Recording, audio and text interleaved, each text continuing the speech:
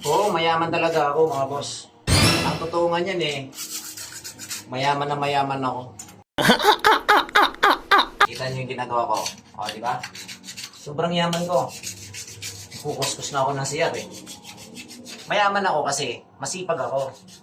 Ganun lang yon. Kaya, ikaw girl, bago mo sasabihin yung salita na hindi maganda sa kapwa mo or sa kapitbahay mo, tingnan mo muna mabuti yung sarili mo. Wala akong masabi, sabi ko ha. Diba?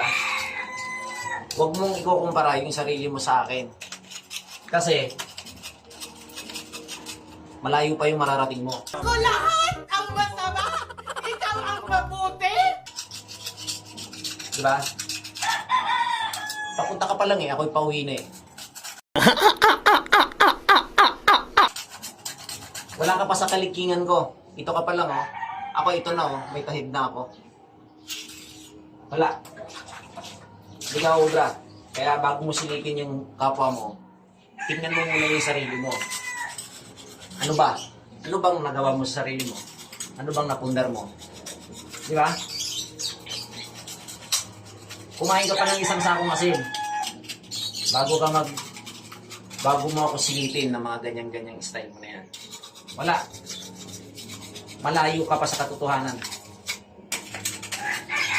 O, ayan. Yan yung sinasabi mong mayaman, o. Ayan, papakita ko sa inyo. O, di ba? O, mayaman talaga ako kasi masipag ako eh. Nagkukuskus ako ng CR. Trabaho ko. O, di ba? Bantayin mo maigi yung pagyaman ko, girl. Baka mabigyan kita ng Gcash kahit paano. Huwag mong subukan. Masisira ang buhay. Lilinis ng CR. Oh, ganyan ba yung mayaman? Yung mayaman ay hindi mo makikita ito ng ganyan naman yan, no? Diba? Ayan. Ayusin mo muna yung sarili mo, girl. Bago ka manilip ng kapitbahay mo. Napakahirap na sitwasyon mo. Tapos binabantayan mo lang yung pag-asenso ng kapitbahay mo.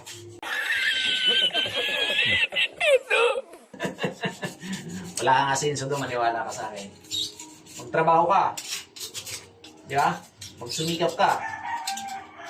Para masinso ka. Huwag mo silipin yung kapitbahay mo dahil hindi ka asenso sa buhay. Promise. Believe me. Di ba? Ito sa'yo.